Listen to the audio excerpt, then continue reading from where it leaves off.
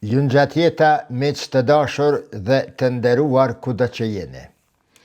Edhe sante po vazhdoj me fol për krishterimin, por jo si kur mbrëm vetëm për te. Sante këto dua t'i shtroj dallimet themelore midis këtyre dy feve, midis islamit dhe krishterimit, si dy tradita të cilat kanë formasuar qytetrime, kanë krijuar perandori të tëra, kultura dhe mënyrën se si miliarda njerëz e kuptojnë Zotin, njeriun dhe jetën në përgjithësi. Pra, sonte, para që sa arrim të bëjmë, do të mundohemi që të depërtojmë në thelbin e dallimeve të tyre.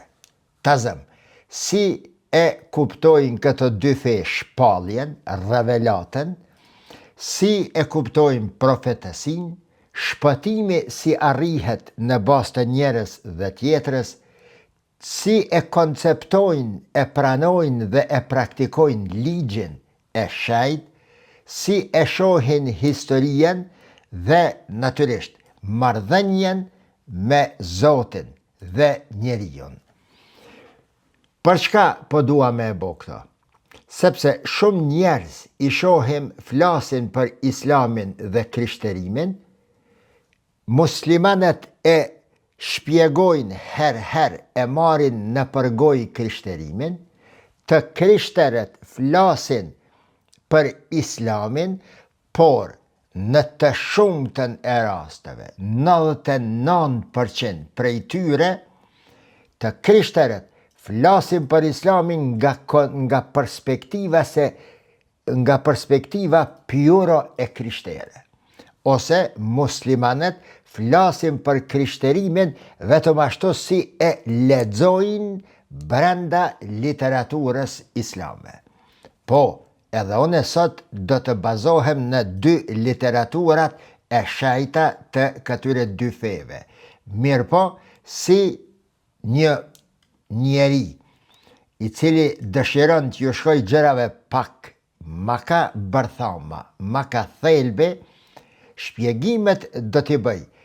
Ashtu si që thët krishterimi për krishterimin, ashtu si që thët islami për islamin, dhe her duke i ndërthurur dhe krahasuar këto. Pse tek ne zakonisht kur flitet për krishterimin nga muslimanët, flitet kryesisht me terminologji islame, apo e kundërta. Për islamin të krishterët flitet kryesisht 100% me terminologjit të krishterë, sepse shqiptarët hala nuk e kanë krijuar mendesin e komparacionit të religioneve. Ne hala nuk kemi land studimore, ama jo veç kalimthi me u përmen në ndonjë semesër, po land studimore, hala nuk kemi studius, mos them shkencëtar të komparacionit midis këtyre dy feve që janë pjesë përbërëse të traditës dhe kulturës shqiptare, e lema të kemi shkencëtar, të kemi njerëz të dijes akademik të komparacionit midis kulturave të ndryshme, politikave të ndryshme dhe të ngjashme. Shkenca e komparacionit, ilm muqaranetul edyan, au muqaranetul hadarat, në gjuhën arabe, është shkencë në vete, është diçka që shpërfaq i tregon shqiptarit, lexuesit realitetin e poleve për të cilat flet. Pra, shumë njerëz tek ne flasin për krishterimin dhe islamin, por pak prej tyre, me sa une i një, i lexoj, i dëgjoj e isha, pak prej tyre e kuptojnë se ku fillon vërtet ndarja midis islamit dhe krishterimit.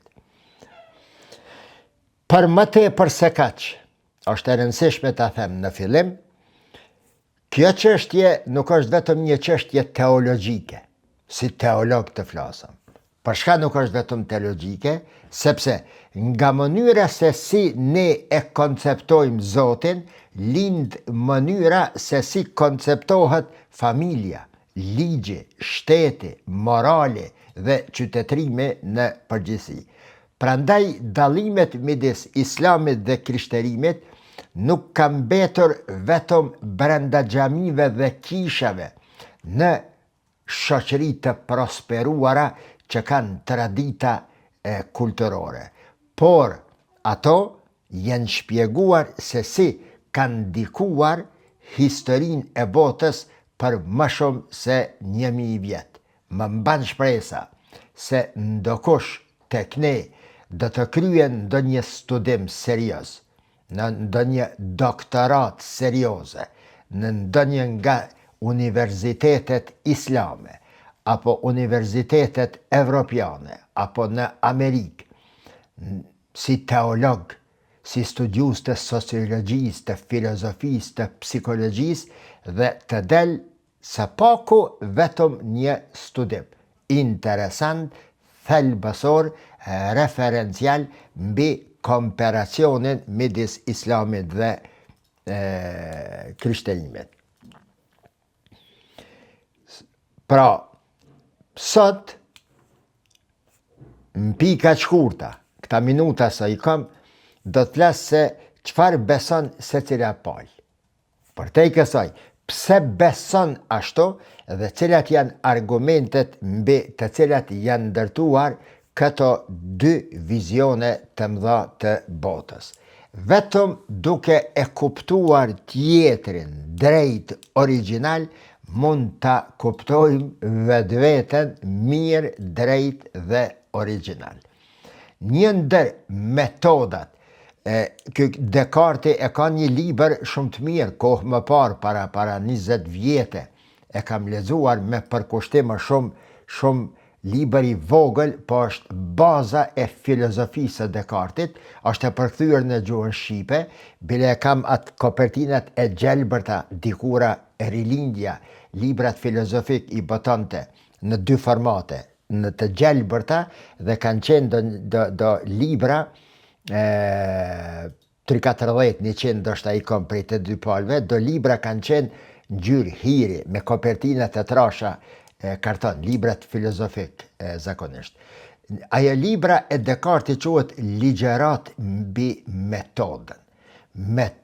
Metodika është shkenca ta quaj, ose barometri, ose fundamenti kryesor që ndihmon të kuptohet një entitet, një problem, një fenomen si dohet, dhe mungesa e metodikës studimore, mungesa e metodikës së analizimit dhe sintetizimit të gjërave rezulton në konkluza, rezulton në përfundime jo adekuate dhe jo të dëshiruara, rrjedhimisht jo të dobishme më pastaj për lexuesit. Po flas për metodikën. Jam simpatizant i paepër, i pasionuar skajshmërisht në metodën e Gazaliut, që në fakt është metodë islame, të cilën e ka nis Muhamedi a.s. po në formë të shkencës të quaj, e ka përpiluar, përpunuar Gazaliu. Unë dje, teksa flisja për objektivitetin tim, të cilën pretendoj se e kam kur i shpjegoj temat e thella, sidomos temat e thella, thash kjo është mënyrë gazaliane e shpjegimit të gjërave. Çka ka bo Gazali? Do të hyjë te tema, mos keni dert. Çka ka boe Gazali? Gazali kur ka fol për fikhun, e ka lexu fikhun, e ka kuptu fikhun, i ka kuptu e drejt saksisht pikpamjet e ndryshme në shkencën e fikhut, ka shkrue në temë pastaj për pikpamjet të cilat i analizon dhe tek më pastaj e ka dhënë mendimin e vet, kritikën e vet. Andaj shumë njerëz e konsiderojnë Gazaliun si një fakih, si një jurist islam. akaidin, njejt, e ka kuptue në thelb, ajetet, hadithet, rahja e haditheve me zvete për një çështje të caktuar, pastaj i ka lexuar shumë mirë dietarët e kelamit islam para tij, i ka krahasuar, i ka shtruar në temën original si që janë aty, pastaj e ka dhënë mendimin e vet në lidhje me çështjen të cilën e ka studiuar.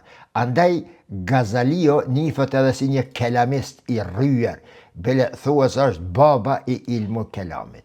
Në filozofi, e përmend atje, ka vepruar njëjtë. E ka njoft sidomos këtë babain e peripatetikëve në filozofi, Aristotelin. Pastaj babain i filozofisë idealiste, Platonin. I ka njoftën këta filozofët e tjerë, i ka shtruar në mënyrë spektakolare. Pastaj i ka lexuar komentimet dhe librat e shkruar nga muslimanët për filozofin greke, e cila kishte deportuar në hemisferën islame. Ishte përkthyer, ishte analizuar dhe janë shkruar traktate të tëra para Gazaliot. El-Kindi, Farabio, pastaj dhe shumë Ebu Berekat el-Bagdati dhe shumë të tjerë. Aq objektivisht e ka shtruar temën Gazali sa konsiderohet si një ndër filozofët më të rryer. Pse e ka bëu këtë?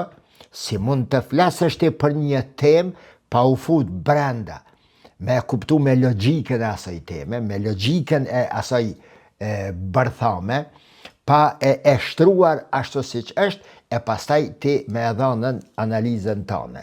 Njëjtë kështu edhe në shkencën e logjikës, që konsiderohet ndër logjicientët më të njohur në islam. Njëjtë kështu edhe në shkencën e hadithit, që konsiderohet një shkencëtar, një muhaddith.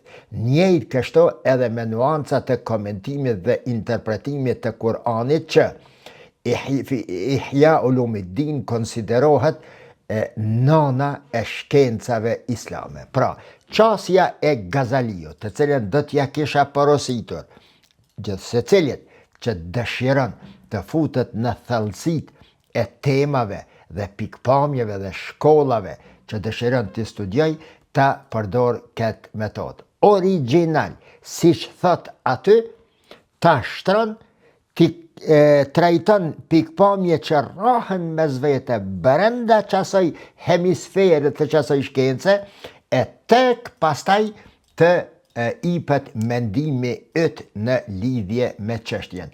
Jo çka ka thonë X-i për Y-in dhe ti pastaj qëndrimi jot mbi Y-in të jetë edhe i joti. Jo vëllai, lexoja ato për shka e ka menuar ashtu, para prakisht lexoja Y-in pse është e tillë dhe më pastaj krahasoj ato dhe e jep mendimin. Kjo metodë i përngjet, dhe më thënë, kësaj metode deri diko, edhe ato deri diko, i përngjet ajo periudha e disertacionit të doktoratës, të doktorantët e doktorët e Mirfelt, jo hajgaregji që janë shumica dërmuse të këne, i shoh temat se si i trajtojnë, i shoh se çfarë bojnë, e shkruan temën e doktoratës, 90% mendoj kështu. Në doktorat, si kur të mendimi i Gazaliut që thash, metoda gazaliane, është të shtrohet tema me fusnota se çka ka aty, pastaj të dhash mendimin tënë shkurt, çfarë është qasja jote në lidhje me te. Dhe ato pikat të cilat i përmend aty në temën e doktoratës, do të kenë referenca, fusnota poshtë në përputhshmëri 100% me bibliografien në fund të temës së doktoratës. Kjo është metoda gazaliane, të cilën unë mundohem se pi bje ka njerë me folë për vete, ta praktikoj edhe në shpjegimet e mia. Porosi për të gjithë ata studiues shqiptar, të cilët dëshirojnë të mësojnë dhe ato mësime tua transmetojnë pasaj, t'ja dhurojnë, t'i ndajnë edhe me shqiptarë tjerë, me lexuesi tjerë, të koncentrohen thellësisht brenda temës dhe pastaj ta japin vështrimin, analizën, kritikën e vetë ose konkluzën e vetë në lidhje me këtë. Tema ime sante këto pra, është e ka këtë karakter. Këto që e thash mund të jetë edhe një përgjigje e kulturuar, të quaj ndaj atyre komentuzve të paskrupullt, të cilët dje, që janë mbi 300, afër 350 komente, shumica prej tyre shprehin një mlef, një nervozizëm, një urrejtje patologjike, edhe ndaj temës të cilën e paralajmërova, edhe ndaj personit të cilët thotë se do ta shpjegoj këtë temë. Pa e dëgjuar videon fare, vetëm në bazë të lajmërimit, paralajmërimit që ajo është reklam. Paralajmërimi është një reklam për temën që do ta shpjegosh. Fillojnë ato fyrjet e lënçimet dhe kërcënimet të cilat janë bo për diçmëri shqiptare. Dhe më pastaj, pasi doli tema, i pash, me gjithë që i bona screen, sidomos kërcënimet, i pash se një numër jo i vogël i atyre komentuzve të paskrupull, të smut, patologjikisht në shpirt, i kishin fshije postimet, sepse në videon të cilat e kam shpjeguar Trinitetin, nuk gjejnë ato të cilat i kanë imagjinu, i kanë paragjyku, dhe kur nuk do të gjejnë diçka për ndonjë temë kur flas, veç pse mua ma ka ënda, apo nuk ma do zemra dhe unë ta sulmoj. Aq më pak ta bëj këtë mbi baza etnike, mbi baza fetare dhe të ngjashme. Unë mund të hapi debat të ashpër mbi koncepte, mbi parime të ndryshme, mbi filozofi të jetës së ndryshme, por kurrën e kurrës ad hominem, apo mbi baza familjare, apo të preki fen e tjetrit, dhe kështu. Ju jeni vetë dëshmitar se unë shumë pak komentoj në për muret e të tjerëve, sepse ato janë mendimet e tyre, ato janë odat, shtëpit e tyre, ato janë muret e tyre ku ata i shpërfaqin idetë e tyre. Po, unë e di se një ftyrë publike i ekspozot tyre gjanave, por të sulmohet një njeri që pretendon se është musliman, dhe e përdor vazhdimisht metodën gazaliane në shpjegimet e tij, të sulmohet në oborrin e vet, në murin e vet, në rrjetin social të vetin, siç bën shqiptarët, kjo tregon një gjendje vërtet siç e quaj histerike e përgjithshme e shqiptarëve. Shikuar nga lart, shikuar nga jashtë, krijon njeriu përshtypje se këto ka luftë, këto e hajnë mish njëri tjetrin. Brenda muslimanëve farkat, ato konceptet, pikpamjet, medhhebat e ndryshme, e natyrisht sidomos një numër i të krishterëve, duken se janë katolik, të cilët janë aq të ashpër dhe aq të paskrupullt sa e krijon një përshtypje se janë të sëmur shpirtnisht. Janë të sëmur shpirtnisht, edhe këto kur e them, natyrisht me njerë ju drejtohem me lutjen, se nëse ju duket e tepër e madhe këto shka po e them, veç lexoni komentet kërcnuse, linçuse, shantazhuese, fyese, ofenduese, të cilat i kanë bë të lajmërimi im për temën se do ta shpjegoj Trinitetin. Ka prej tyre të thonë, ti nuk je kompetent me fol për Trinitetin, ti nuk je kështu, ti nuk mundesh me fol vetë, ti there këto. O zotni, nëse nuk më lejohet mua me fol për Trinitetin, për shka me folën e veç? Nëse nuk bën politik, shka me fol tjetër? Nëse nuk bën për marrëdhënie ndërkombëtare, shka me fol tjetër? Nëse nuk bën me fol për fe, shka me fol tjetër? Është një farë përpjekje, ndoshta e pavetdijshme, po ndoshta e programuar dhe e nxitur, e fuqizuar nga jashtë që të heshtet zëri intelektual tek ne. Temë këtë të cilën unë vazhdimisht dhe zëshëm jam duke e kritikuar, sidomos kur po flas për politikën e brendshme. Mungesa e elitës intelektuale, mungesa e intelektualëve në shoqërinë tonë sjell tragjedi dhe këtë tragjedi veç po e shohim ne. Shiqoni bloqet politike se çka i bëjnë shqiptarisë. Në Shqipëri atje, tash në Maqedoni dhe në Kosovë që disa vite. Ky fragmentizim, kjo ndarje politike që ka mri për masat e frikshme deri në armiqësi partit tek ne, s'pako ashtu shihen. Ata mund të bashkëpunojnë në biznese zbashku, liderët e partive. Mund të përfitojnë zbashku, shkojnë në pushime zbashku, në Brezovica e në Ulqen e në Shqipëri mund t'i kenë villat kojshi të parë të tyre, mund të qojnë jetën luks, por në jetën e përditshme e kanë shndrua konkurencën politike në një armiqësi midis militantëve, mbështetësve, përkrahësve të partive. Pra tendenca me e largue zërin intelektual pej rrjedhave të shoqërisë sa paku është fitore bince e armiqve të shqiptare. Dëgjoj vëlla shka po thëtaj, se nëse thot dishka stini në borë o vëlla, s'ta mor fejen, s'ta mor pasunien, s'ta mor ideologjien, aje thët vetën ti thuje tanën. Mos i thuj njerit ti s'po di, ti je kështu, ti e bën këto. Thuje ti tanën, nëse aj nuk po di, po thuje ti ma mirë o vëllavjem. Qofsh musliman, qofsh i krishtër, katolik, protestant, ortodoks, vehabi, hanefi, maliki, shii, shkadush, kofsh, thuje qasjen tane dhe jepe mendimin tanë. Gëzoju disa njerëzve tek ne, të cilët kanë met, dhe po eshti edhe veten, kemi met pak në rjetet sociale, të cilët me gjithë të kërsnime që na bëhen, shantazhe e linçime, ne vazhdojmë me konsistencë. E unë do të vazhdoj deri në frymën e fundit të jam ky që jam dhe që kam qenë për hiq më pak se 2 e ndoshta 3 dekada.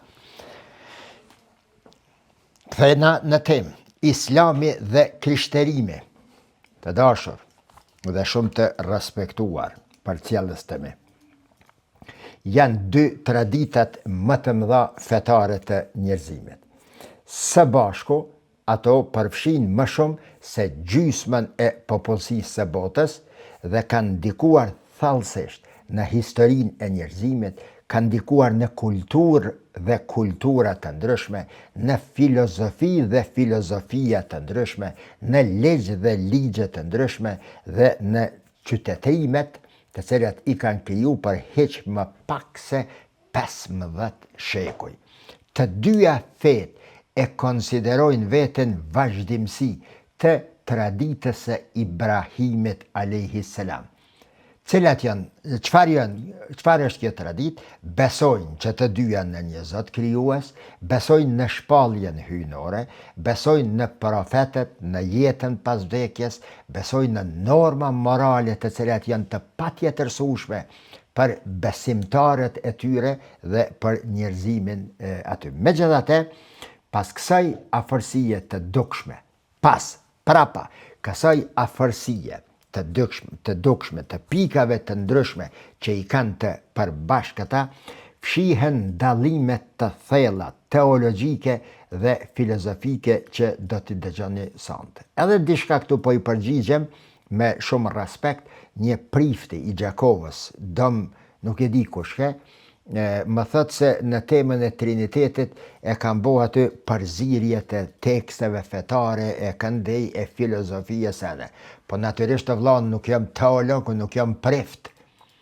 Unë nuk muj me folën si në kish që shfolët në mesha, dhe me folë se po thet Gjoni kështu, po thet Marki kështu, po thet ky tjetri kështu.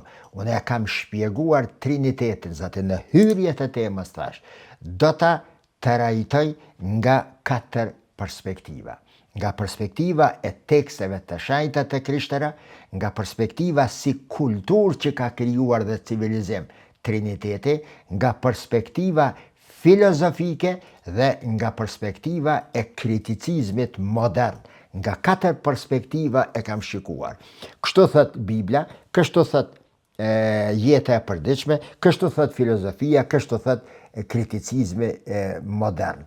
Pra, pikërisht është që ajo metoda gazaliane që thash. Megjithatë, miq, për ta kuptuar seriozisht raportin ndërmjet islamit dhe krishterimit, nuk mjafton të krahasohen vetëm ritualet apo traditat popullore, por duhet të hyhet në konceptet themelore, bazë që i ndërtojnë vizionet e këtyre dyjave për botën. Këto dallime nuk kanë të bëjnë vetëm me fenë, pra, por me mënyrën se si kuptohet ekzistenca, dhe kjo është shumë e rëndësishme.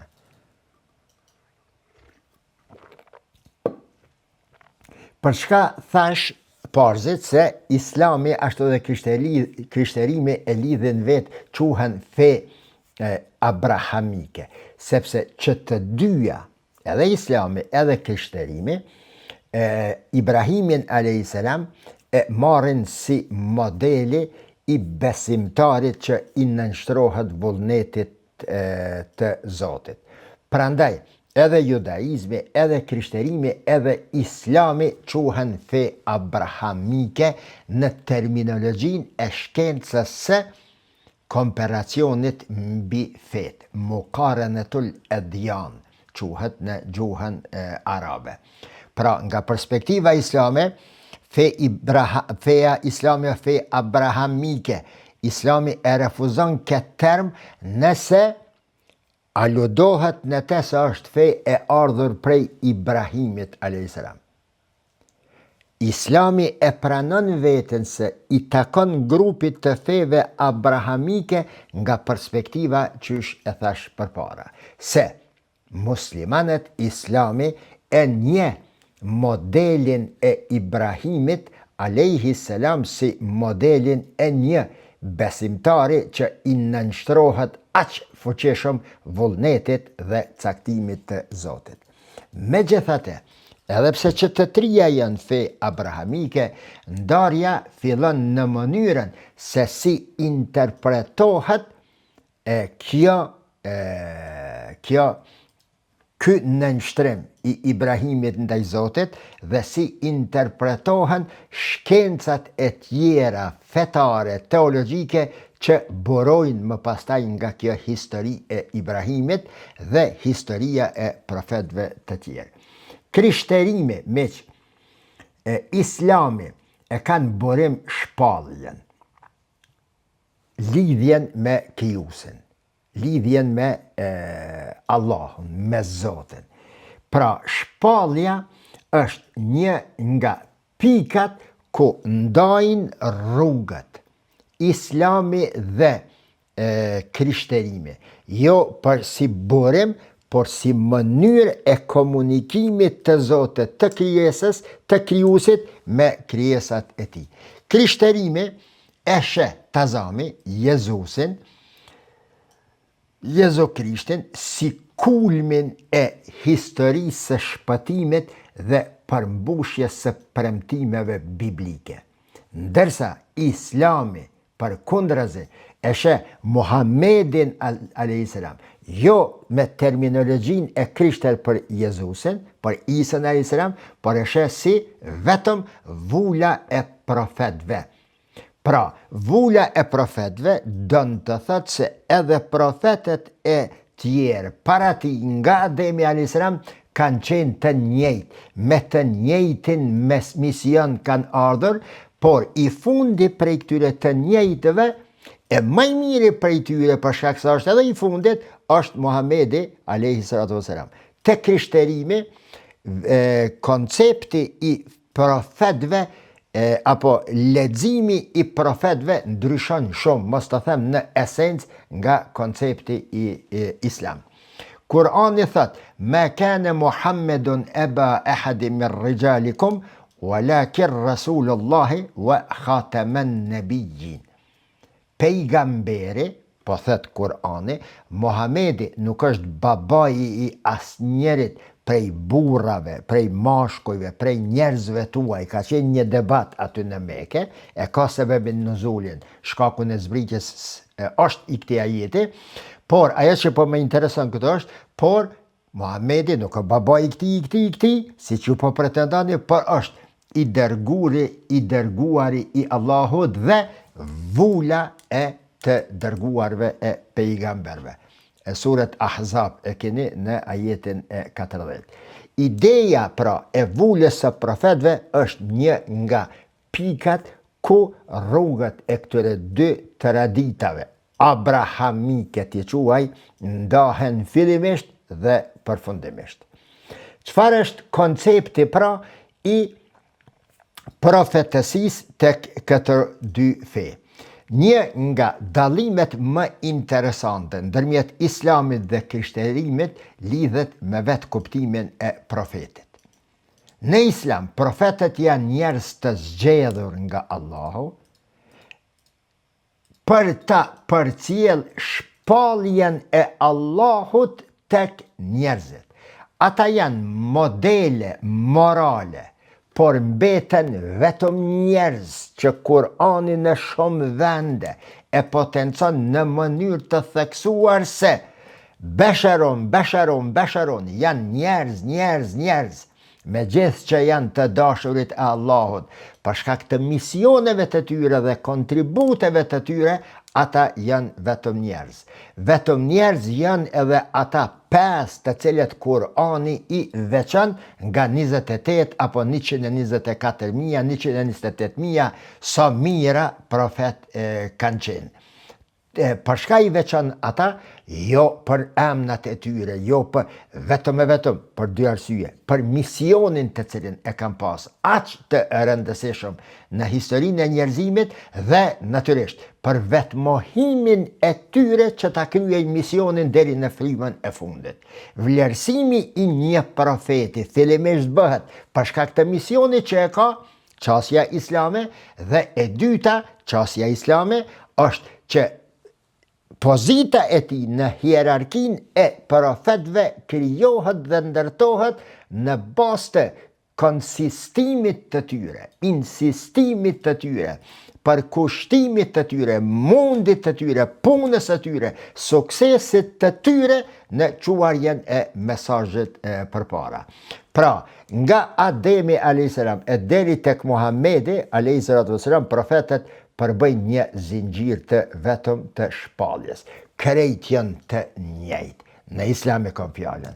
Kurani thot, la nufarriqu bejne ahadim min rusulihi. Ne nuk bëjmë asnjë dallim ndërmjet asnjërit prej të dërguarve të tij. E lexojmë në këtë pjesë të Kuranit vazhdimisht. Pas namazit të akshamit e pas namazit të yacise, është ajeti 285 në surën El-Baqara. La nufarriqu bejne ahadim min rusulihi. Nuk ka dallime mes asnjërit prej profetëve të tjerë. Në krishterim tash, çështja e profecisë. Megjithëse që profetët e dhjatës së vjetër respektohen edhe në dhjatën e re në Bibël, qendra e besimit nuk është profeti tek të krishterimi, qendra e besimit nga ku buron dhe vazhdon, vazhdimësia e fesë nuk është profeti, por është vetëm Krishti. Jezusi nuk konsiderohet thjesht një profet. Jezusi, Isa a.s. të na muslimanët, por është figura përmes së cilës Zoti vepron në mënyrën unike në histori. Nuk e di a e keni kuptue, a e keni përcjell këtë ligjëratën e mbrëmshme për Trinitetin. Ju porosis. Megjithëse shumë e ngarkuar ka qenë, shumë materiale kanë met pa u përmend, duke mos dash me ju rëndu juve me bo pjesën e 2, të 3, të 4, se për 4 ligjerata ka pas material, kanë mbetë shumë gjana pa u thanë, megjithatë, ashtu siç është, ju doni me e dëgjuar atë nëse dëshironi të mësoni diçka për ngjashmëri, dallimet, cila më e mirë, cila më e keqe, cila kështu, ju bile jo cila më e mirë, cila më e keqe, po cila është më e mirë, cila është edhe më e mirë midis tyre feve dhe feve të ndryshme. Një dallim tjetër shumë i rëndësishëm, dhe unë e konsideroj ndër më të rëndësishmit, është koncepti i shpalljes. Si komunikon Allahu me njeriun në islam dhe si komunikon Allahu me njeriun në krishterim, sipas islamit dhe sipas krishterimit. Shpesh debati islam-krishterim përqendrohet vetëm tek triniteti. Muslimanët e sulmojnë krishterimin, jo tre zotna, jo knej, të krishteret e arsyetojnë është një zot, siç thash edhe unë dje, është një esencë dhe hipostaza në tre persona, sikur dielli është në ujë, në dritë, në rrezë, në nxehtësi, arsyetimet e të krishterëve dhe argumentimet e tyre të cilat i bëjnë, i flasin dhe i shkruajnë në për libra të ndryshme. Megjithëse triniteti pra është ajo pika që mbi të cilën përqendrohet debati më i nxehtë midis islamit dhe krishterimit, bile të them më shumë, midis përkrahasve të islamit dhe përkrahasve të krishterimit, megjithëse është kështu, shkon diçka si pa u vërejt, sikur qëllimshëm. Cila është ajo? Dallimi ka një dallim më të madh se vetëm çështja e trinitetit. Dhe ai qëndron pikërisht në çështjen e kuptimit të shpalljes dhe revelatës. Në fakt, nëse e kupton se si e koncepton islami shpalljen dhe si e koncepton krishterimi shpalljen, atëherë fillon ta kuptosh pse të dyja këto fe arrin në përfundime kaq të ndryshme mbi Zotin, mbi Krishtin, profetët dhe mbi historinë. Çfarë është shpallja në islam? Si e shpjegon islami shpalljen? Ka shumë libra të cilat flasin për këtë, për shkak se ka edhe shumë qasje nga të cilat i ofrohen problemit të shpalljes.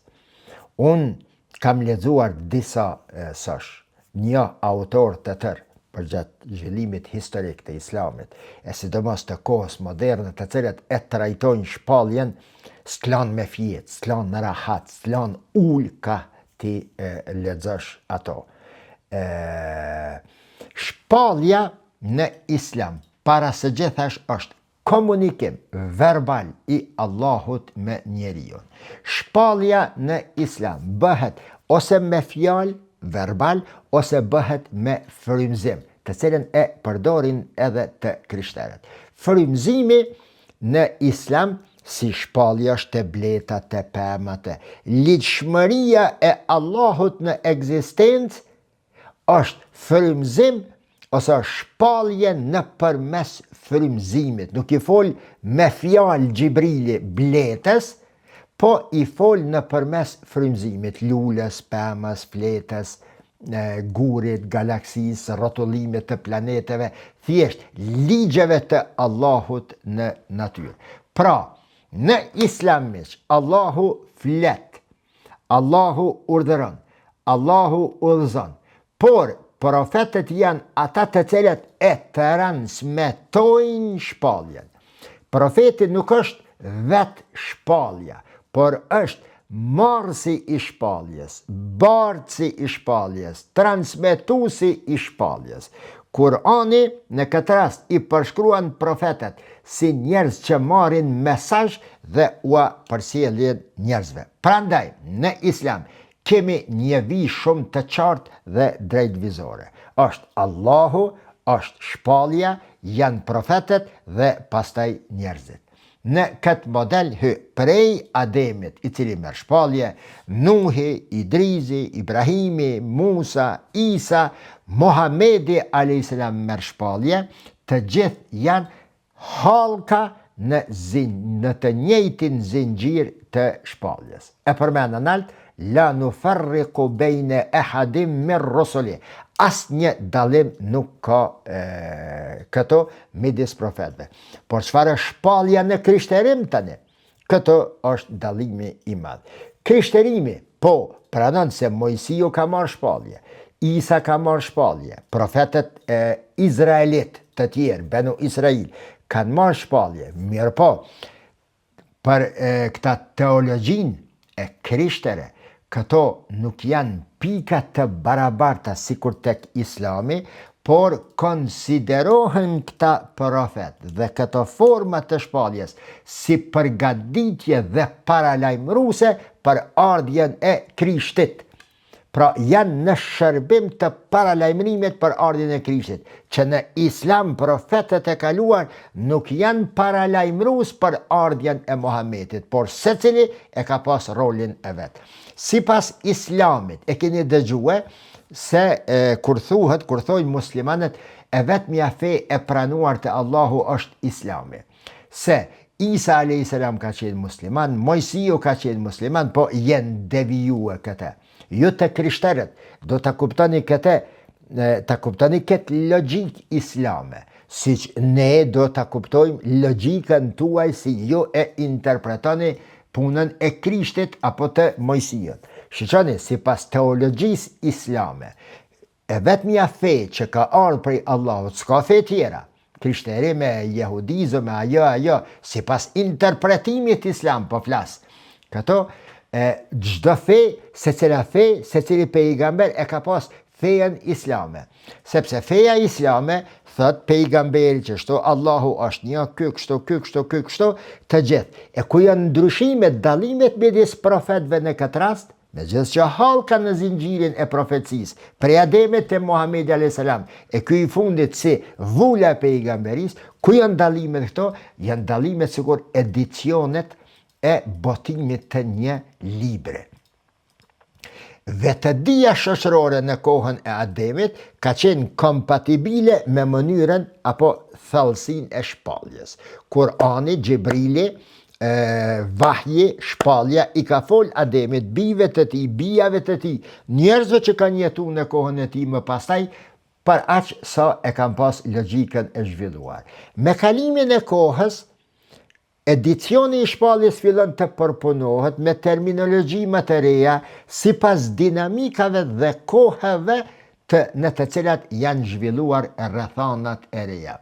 Duke u avancuar vetëdia njerëzore, duke u paraqitur nevoja, probleme, kërkesa të reja, duke u paraqitur një vetëdije, pra një zhvillim i ri, shpallja vje kompatibil sipas nevojave, dinamikave të ndryshme. Shpallja si shpallje ka qenë gjithmonë e njëjtë dhe nga perspektiva islame, që do të flas për shariatin pak më poshtë, pse në krishterim nuk ka shariat, e ka në islam, ajo që ka ndryshu pra është ajo që quhet në islam shariat. Shariat dënë të thëtë implementimi i normave juridike dhe të tjera të fejes në një popull apo një kohë të caktuar.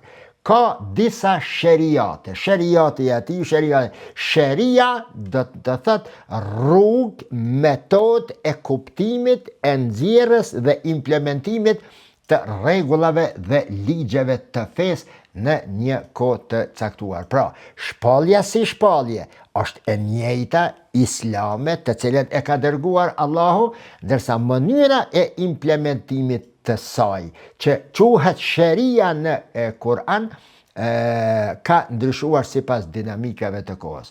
Pra, miq, shariati është prodhim njerëzor, ndërsa shpallja është prodhim i Allahut. Shariati, rregullat në shariat janë rregullat të cilat njerëzit i kanë përpunuar duke u bazuar në kushtetutat e ndryshme në kohë të ndryshme. Baza e të gjitha këtyre kushtetutave është shpallja, Kurani si libër i fundit. Pra, marrja e rregullave nga Kurani ose nga libri i shpallur, implementimi i tyre me gjuhën e dinamikave të kohës quhet shariat.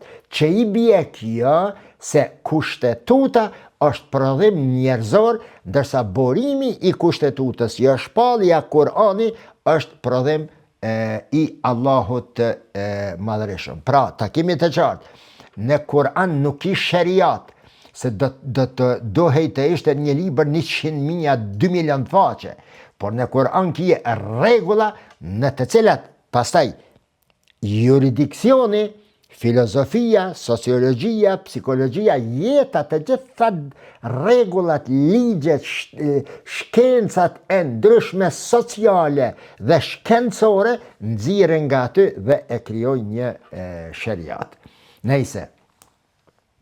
Pra, për teologjin e krishter, këto pika nuk janë të barabarta. Thash, ata e konsiderojnë mënyrën e pejgamberve, ardhjen e tyre si përgatitje të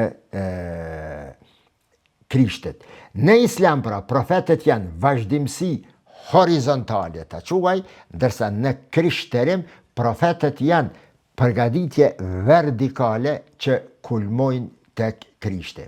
Dhjata e vjetër, pra, është si përgatitje teologjike, klasike e krishter, dhe e cila e sheh historin si një kopëritjeje për ardhjen e profetve, për ardhjen e Krishtit. Pra, dhjata e vjetër, si pas konceptit të krishter, është histori pritjeje, ndërsa profetet në qëtë histori pritje janë ata që paralajmërojnë, përgatisin, profetizojnë, ndërsa Krishti është ai që e përmbush qëtë punën e shpalljes. Prandaj, në Ungjilin e Mateut, hasim vazhdimisht formulën të cilën e thot Krishti, që të përmbushej ajo që ishte thënë nga profeti. Pse Krishti është ndryshe, miq? Këtë qëndron ai dallimi thelbësor. Në Islam, Isa është profet. Në krishterim, Krishti nuk është vetëm profet. Ai konsiderohet logosi, fjala e Zotit, biri i Zotit, zbulesa përfundimtare e Zotit. Shiqoni, në Islam profetet vinë paralajmërus, në krishterim Isa, Jesus Krist, mu kam su goja gjermanisht, Jezusi nuk vije paralajmërus, por vije ta quj si person në të cilën është mishëruar Zoti. Në Islam, Zoti na flet në përmes Kur'anit, në krishterim, Zoti vjen në përmes Krishtit. Në Islam, Kur'ani është esenca, në krishterim është personi esenca, është Krishti. Në Islam, Iqra që niset si lexim është esenca, në krishterim, me gjithë që thuhet në Bibël se fjala ishte e para, që kjo fjalë më pastaj merr mish dhe shndrohet në person. Pra, në Islam tash, shpallja, miq, në Islam, qendra është Kur'ani. Kur'ani është shpallja. Muhamedi alayhi salatu wasalam nuk është shpallja. Ai e transmeton shpalljen. Në krishterim, e thash, është shumë ma e ndërlikuar apo ma ndryshe. Në krishterim, qendra nuk është Bibla. Qendra është Krishti. Bibla dëshmon për Krishtin. Kur'ani nuk dëshmon për Muhammedin alayhi salatu wasalam. Përkundrazi, Muhammedi alayhi salam në përmes sunnetit, veprës së tij, veprimtarisë së tij dëshmon për Kur'anin. Është shahidun, e quan Kur'ani. Ti je dëshmitari i mësimeve të Kur'anit, të shpalljes së Allahut. Ndërsa Bibla të krishterët dëshmon për Krishtit. Krishti, personi, është esencë në krishterim, ndërsa në Islam është fjala, libri. Në krishterim, nxiren nga Krishti të gjithë ato që do të përdoren masanej, në Kur'an, në Islam nxiren nga Kur'ani fillimisht, siç e nxjerr Muhamedi alayhi salatu wasalam. Për këtë arsye, Dhe kjo është arsyeja pse shumë teolog të krishterë thonë se krishterimi nuk është një fe e një libre, por është fe e Krishtit. Kjo është një ide që për një mendje muslimane shpesh është, jo shpesh, por gjithmonë është e vështirë të kuptohet, sepse Islami, sepse në fakt në Islam libri qëndron në qendër, jo Muhamedi alayhi salatu wasalam. Bile ka tendenca në Islam që roli Muhamedit, hadithet e pejgamberit të hidhen krejtësisht poshtë, sepse Kurani mjafton, këta quhen është rryma kuraniste. Pra, shkojnë në skajin tjetër të krishterimit. Krishti është esenca, në Islam ka tendenca dietar të shquar të kohëve moderne, për shkak të problemeve që janë paraqit nga keq interpretimeve haditheve kanë thonë, ma mirë t'i hekum krejto, si me t'u e di cilat janë vërteta, cilat janë sakta, shka na dohen neve hadithet, Kurani na mjafton neve, edhe o krye puna. Pra meq, 50 minuta, për fat të keq. Në Islam, historia e shpalljes meq është histori e profetëve që marrin fjalën e Allahut dhe u apërsjellin njerëzve. Sa në këto mos thëmë përmenç. Në krishterim, historia e profetëve para Krishtit është histori përgatitjeje dhe para përgatitjeje për ardhjen e Krishtit. Për muslimanin, Mojsiu, Isa, Musa, Muhamedi janë halka në zinxhirin profetik, nisur nga Ademi përfunduar te Muhamedi. Për të krishterin, Mojsiu dhe profetët e tjerë janë rrugë të cilët çojnë deri te Krishti. Ndërsa Krishti nuk ka thjesht halkë e fundit e zinxhirit të profetëve, por vetë kulmi dhe përmbushja e shpalljes. Kjo është arsyeja kryesore pse Islami është fe e shpalljes tekstuale, ndërsa krishterimi është fe e shpalljes së mishëruar të Zotit në personin e Krishtit. Një ndër dallimet substanciale midis tyre dy feve është edhe mëkati dhe natyra njerëzore. Në krishterim, sidomos në traditën augustiane, ki shumë tradita, shumë medhhebe, shumë rrybe, nuk është katolicizmi, protestantizmi dhe ortodoksizmi në Islam. Mos kujtoni, belat hadithin e pejgamberit se ymeti ka munda qështu, 72 në krishterim nuk janë hiq ma pak. Pra, në krishterim, sidomos në traditën augustiane, ekziston ai koncepti i mëkatit fillestar, e kimi një. Sipas kësaj, gabimi i Adamit e ka prekur gjithë njerëzimin dhe ka krijuar nevojën universale për shpëtim. Në Islam, kjo është krejtësisht e gabueshme dhe e përjashtueshme, e refuzuar, sepse në Islam nuk ekziston ideja e trashëgimit të fatit. Ademi po gaboi, por ai u pendua me gojen e vetë dhe me veprat e vetë dhe ju fal gabimi, por e mori një dosë të sankcionit. U hodh jashtë xhennetit. Allahu ja pranon pendimin pra. Përpasoj, çdo njeri lind i pastër dhe përgjegjes vetëm për veprat e veta.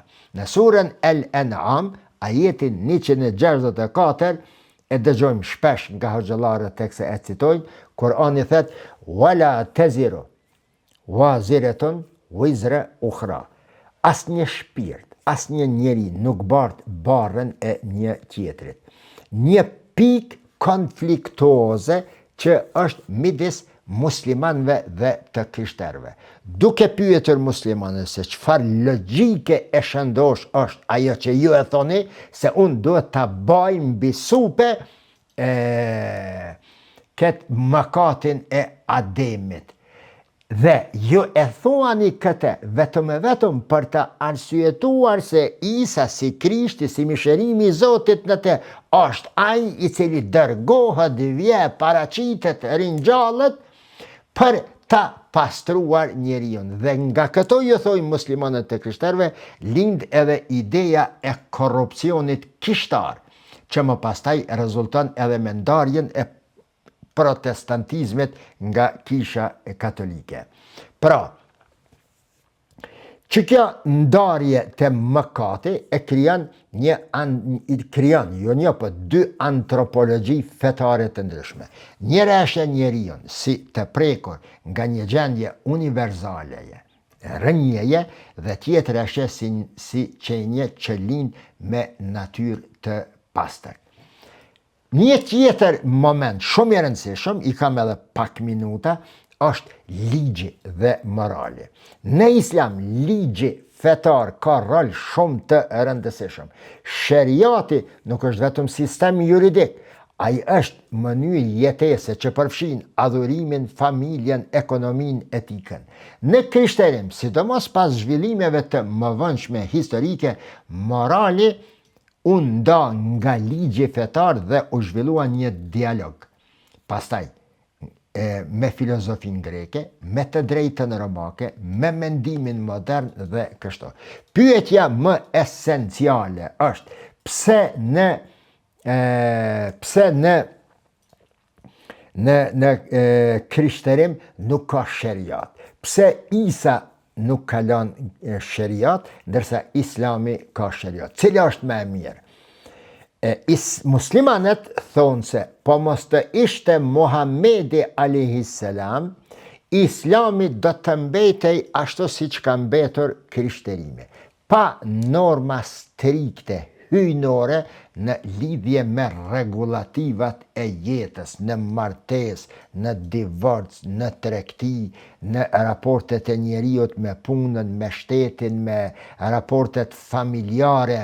Në islam, miq, çdo gjë është e përcaktuar në mënyrën më strikte të mundshme që nuk mund të lëvizësh nga aty. Dhe këto përcaktime strikte janë sipas ajeteve dhe sipas këtij sheriati që thash, të cilën nuk e ka krishterimi.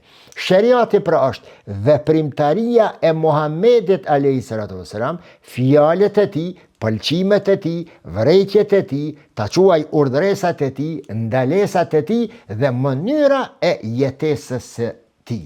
Pra, sheriati, një vendim në marrëdhëniet ekonomike, tregtare midis njerëzve, përcaktohet në islam sipas asaj të cilën e thot Muhamedi a.s.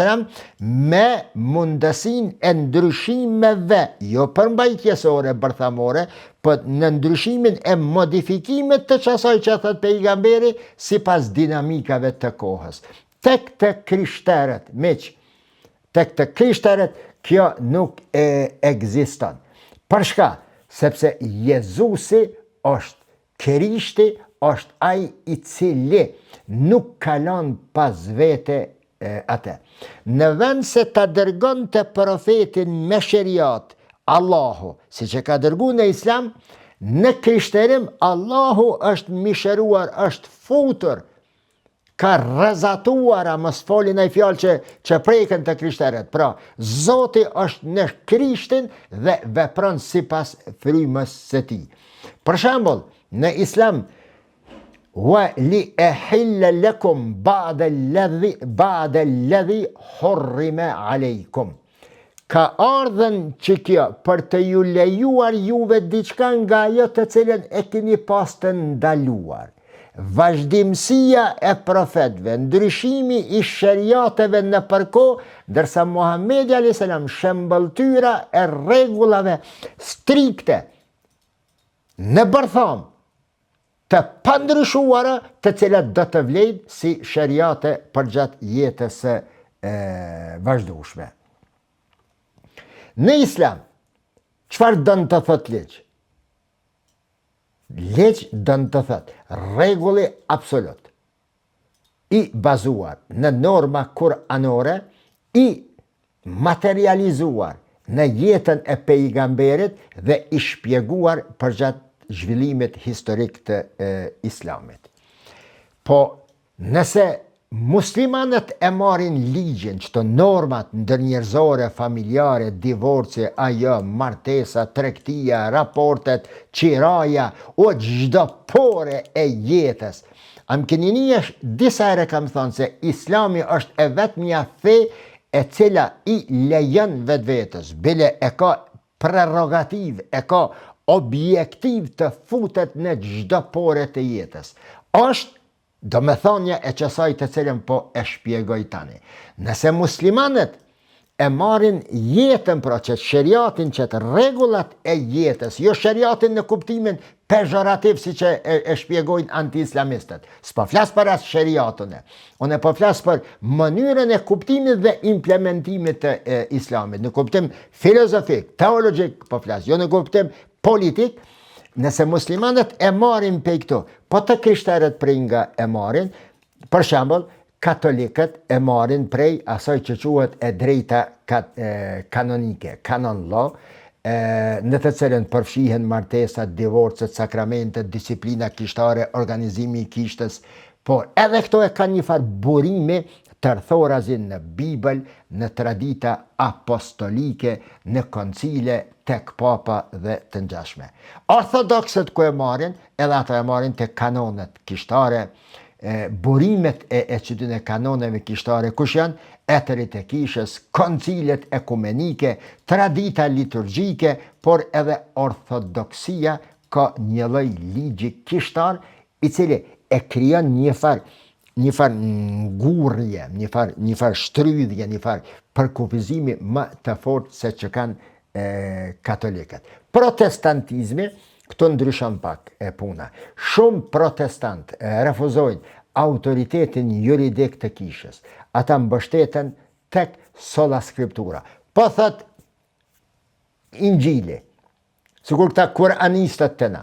Po thot Kurani dhe na mjafton. Unë besoj belqëm se janë të inspiruar nga metoda reformiste, protestante, që këta kuranistat e të unknej dëshirojnë me hedhë ma tanë rolin e Kuranit. Pra, a ka shëriat në krishterim? Jo, nuk ka. Por, qysh nuk ka? Jo, po ka. Shëriatin në islam krijohet nga Kurani Muhamedi si dy burime, Qiyasi dhe Ijmai më pastaj, ndërsa në krishterim krijohet përgjatë zhvillimit historik. Tazami, martesa, mehri, mënyra e shkurorizimit, a ki drejt mu martu, a ki drejt mos mu martu, a ki drejt shtu me këto në krishterim ma shumë rregullohen përgjatë zhvillimit historik të shoqërisë, por edhe marrin shumë nga e drejta romake dhe nga ligjet e shteteve në të cilat vepron ky krishterime. Pra, në thelb kemi dy modele krejtësisht të ndryshme. Modeli islam, shpallja, jep besim, jep moral, jep ligj, pra është fe etik dhe juridik, ndërsa modeli i krishter është shpallja, jep besim, jep shpëtim, jep transformim shpirtëror, ndërsa ligjet e shoqërisë zhvillohen historikisht nga njerëzit dhe institucionet fetare të krishtera. Në katolicizëm, institucioni vetëm i pranueshëm, nga i cili nuk guxon të lëvizet, është institucioni dhe autoriteti i kishës katolike. Deri në një shpjegim tjetër, mirupafshim.